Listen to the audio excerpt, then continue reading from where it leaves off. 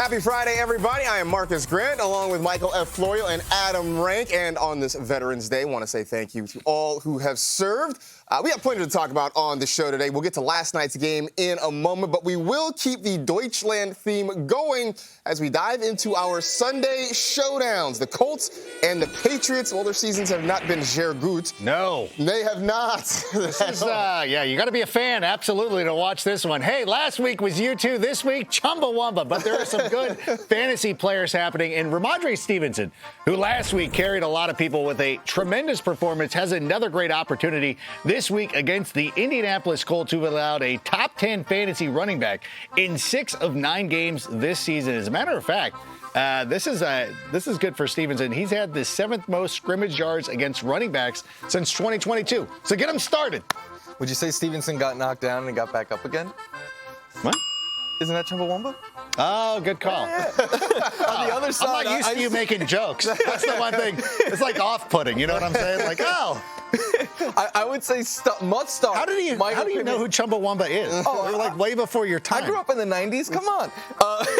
6th most targets in the NFL for Michael Pittman, the 2nd most in the red zone. But what I like a lot here, 4th most catches against man coverage. The Patriots run it the 5th highest rate. And if Josh Downs doesn't sit, Michael Pittman Jr. could get even more volume. If fantasy points are your thing, Michael Pittman Jr. is your guy. Well, if Stevenson is a whiskey drink and Pittman is a lager drink, maybe Hunter Henry can be your cider drink. I think he's worth a stream this week. Absorbed a lot of the targets that have been vacated by Kendrick Bourne. Tied a season high with 7 targets last week. Colts giving up the 5th most fantasy points per game to tight ends. They gave up 11 catches to the Carolina tight ends last week. I mean, if they don't have one tight end they throw the ball to. If they did, that would have been really cool. But maybe Hunter Henry can get a lot of those opportunities this week. Back stateside, the San Francisco 49ers right now on a 3-game losing streak. The Jaguars have a 5-game winning streak in progress. Rank, do you expect the winning ways to continue down in Duval? I don't remember which pick I made, so I can't speak to that. Actually, somebody makes those picks for me. In any event, I like Christian Kirk. This is a pick I'm actually making because Christian Kirk has been playing fantastic this season for the Jacksonville Jaguars. Leads the team in receiving yards and receiving touchdowns this season. More importantly, he's been the most consistent guy. Calvin Ridley has been a little bit more volatile, but Christian Kirk has had at least 13 fantasy points in 6 of 7 games this year. I expect him, even though I know the matchup's a little bit tough, I would still expect him to go out there and do pretty well against this 49ers team. I have Christian Kirk as a start and start him, sit him this week. I had the same thing for Brock Purdy, and I think you could start Trevor Lawrence in this one as well. It goes under the radar, but both of these quarterbacks have been running more as of late, which only raises their floor and ceiling for fantasy purposes. Lawrence excels against teams that don't blitz, and that is the 49ers. Plus, both defenses struggle against the pass, and I sneakily think, I know you don't expect 49ers defense to give up a whole bunch of points, but this could be a high-scoring matchup this week. Well, Rank says he likes Christian Kirk, and I agree. I also think you should start Evan Ingram this week. And we haven't really talked about it enough, the fact that he is one of the top tight ends in the NFL, despite not having scored a touchdown so far this season. But athletic tight ends have given the Niners trouble this year. T.J. Hawkinson had 11 catches for 86 yards. Zach Ertz went for 6 for 53. Ingram himself has had at least 5 catches in every game but one. He's had at least 8 yards per reception in every game but 2. So, look, if you had Evan Ingram, you understand how consistent he's been, and this is not a time that you're going to go away from him when we are so short at the tight end position.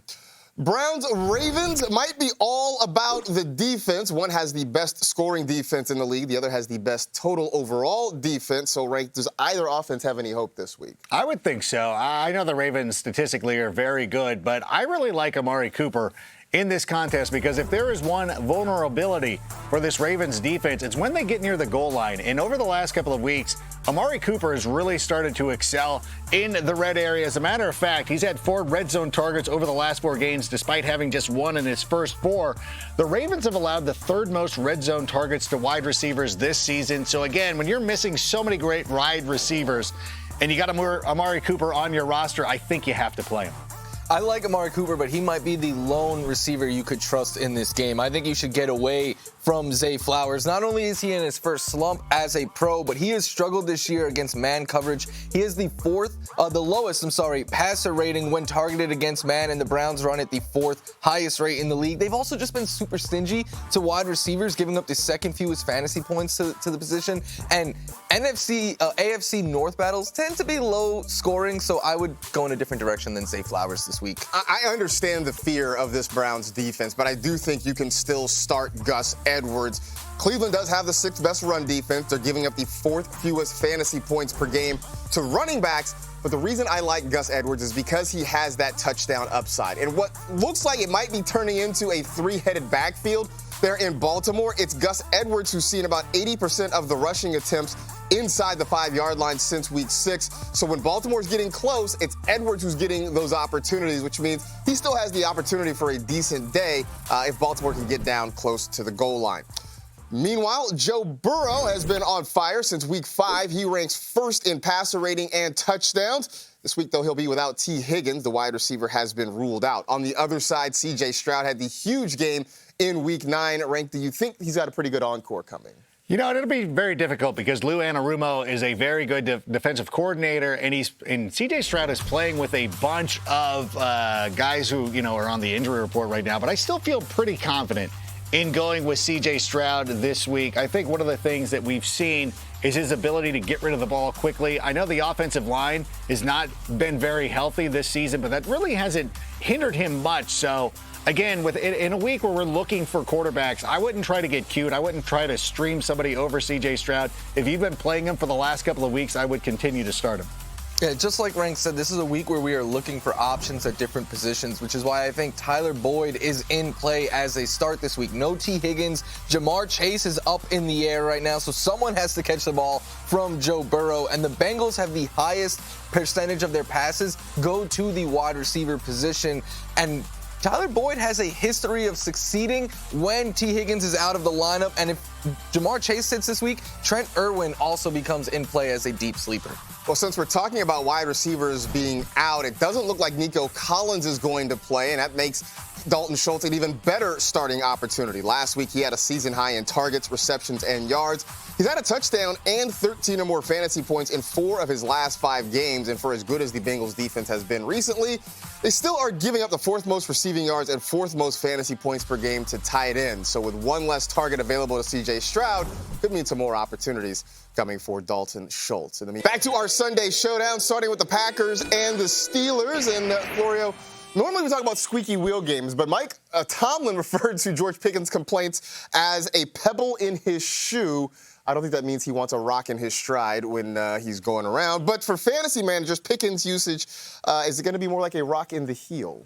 Yeah, I think you should beware of George Pickens this week. You might have to play him because of buys and injuries and all of that, but he has ran the 2nd most go routes, which is a downfield route, this season, and his quarterback has the 2nd worst completion percentage on deep passes. He has completed 4 deep passes all year. Pickens has been held under 10 fantasy points in 3 of the 4 games he has played with Deontay Johnson. As the great Muhammad Ali once said, it isn't the mountains ahead that wear you out, it's the pebble in your shoe.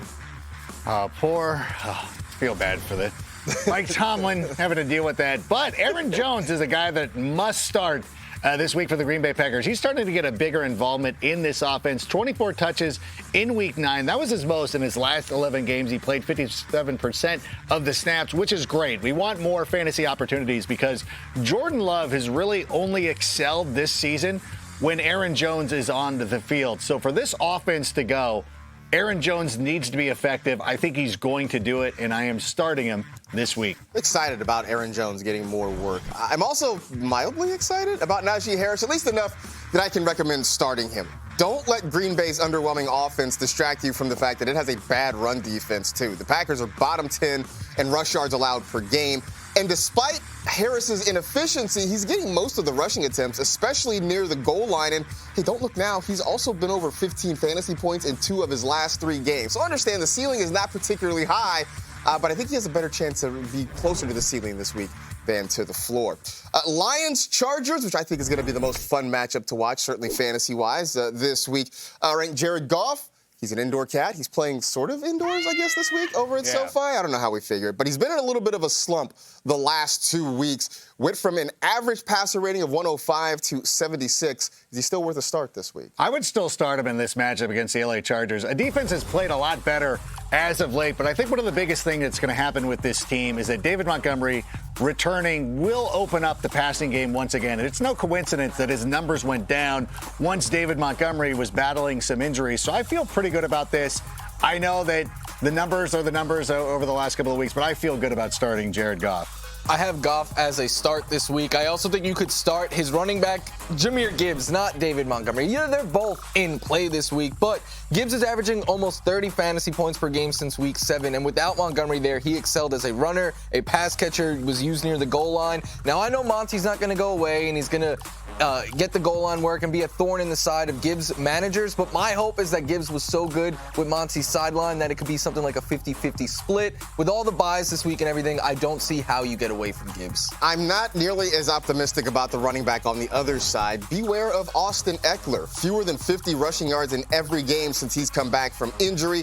70 or fewer scrimmage yards in 3 of his last 4. The Lions have the league's second best run defense. They've allowed just 4 rushing touchdowns all season. They've also given up the 4th fewest receptions to running backs and no receiving touchdowns to the position.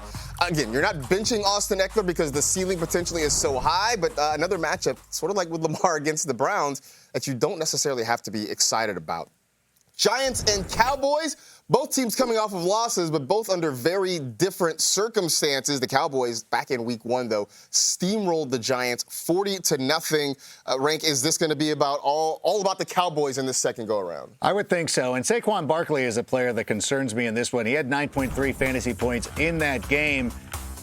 He's one of those guys, again, you have to put him into your lineup, again, with everything that's going on with all these high-profile players that are out. I got to have I'm saying, but I got to start Saquon Barkley, but I don't like it. Yeah, I keep saying I would try to trade Saquon Barkley while you can. On the other side, I think start Dak Prescott. He's topped 24 fantasy points in 3 straight, been the QB1 in the last 2, running more, putting up bigger numbers through the air. The only concern I have is it going to look like week 1 where the defense and Tony Pollard get all the touchdowns. Otherwise, I think Dak is a very solid start. Well, I think it might look a little bit like week 1, which is why I'm saying to start Tony Pollard. That was his best game of the season. It was also the last time he scored a touchdown this year. The Giants have allowed 6 different running backs to have a top 12 weekly finish. They've allowed 13 rushing touchdowns, 3rd most in the league. I think this is going to be another lopsided contest. Look, here's the thing. The Cowboys, generally speaking, either blow someone out or get blown out. I think they're going to blow out the Giants, and Tony Pollard, I believe, is going to end his touchdown drought coming up this week. Finally, it's an NFC-AFC South matchup between the Titans and the Bucs. Mike Vrabel has named Will Levis the starter for the rest of the season. So, Rank, should he be a starter in fantasy lineups? I would think he's a great streaming option for you this week along the likes of Geno Smith and Baker Mayfield. Will Levis, to me, is a guy who has a great matchup against the Tampa Bay Buccaneers, who have allowed a top 3 fantasy quarterback in 3 of the last 4 weeks. And they're also allowing a lot of explosive plays, which has been Will Levis' specialty. I heard on GMFB you're not sold on the Billie Jeans nickname. I personally love it. On the other side, though, I would stream Baker Mayfield. I think both of these quarterbacks are streaming options. Baker has topped 19 fantasy points in 2 straight and has just 2 games this year with under 16 fantasy points. When you're talking about a streaming option, that is as safe of a floor as you can find, and there's upside there because the Titans have struggled against the pass, and the Bucs have the weapons to beat them downfield. I got a deep sleeper for you, maybe more of a DFS play, but Kyle Phillips for the Tennessee Titans getting more opportunities with Treylon Burks out.